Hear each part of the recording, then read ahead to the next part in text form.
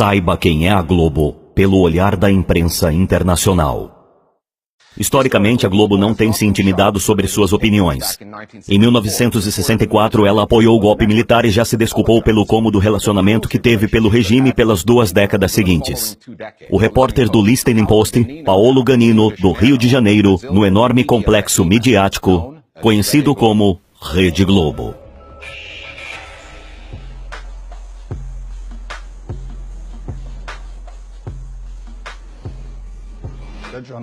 O Jornal Nacional é tão influente que pode, simplesmente, mudar a visão completa do país em apenas uma noite. Uma noite apenas você pode mudar totalmente o curso do debate no país. É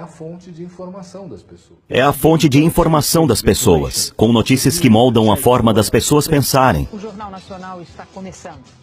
Criado uma versão da realidade que as pessoas acabam aceitando como verdade. É a produção de uma hegemonia de pensamento, de interpretação dos fatos, que se apresenta por si mesma como a verdade. Este grande canal de TV tem também um grande jornal. E também possui muitas rádios. O jornalismo deveria ser contra o poder, contra o status quo, contra o establishment. E a Globo sempre teve essa relação promíscua com o poder desde o seu começo. Em 1964, a Globo apoiou abertamente o golpe militar e passou a se estabelecer como a companhia de mídia dominante no Brasil. 20 anos depois, um ano antes dos militares entregarem o poder nas mãos dos cidadãos, 300 mil pessoas se reuniram em São Paulo pedindo o fim do regime militar.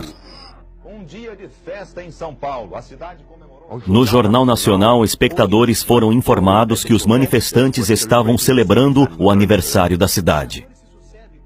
Em 1989, o Brasil teve finalmente a sua primeira eleição presidencial direta em quase 30 anos. O Jornal Nacional apoiou o candidato conservador Fernando Collor, distorcendo fortemente o debate em seu favor. Transmitir o encontro dos presidenciáveis, a televisão cumpriu mais uma vez o seu papel na democracia. Então, em 2013, protestos sobre a economia e a corrupção irromperam. A Globo foi um dos alvos dos manifestantes. A Globo é uma rede nacional, mas eles dizem que toda política é local e de um canto a outro do Brasil, afiliadas da Globo determinam a influência. A cobertura de notícias regionais do Brasil é bem pior que a cobertura de notícias nacionais, que já é ruim. A questão é que essas afiliadas da Globo sempre pertenceram a políticos.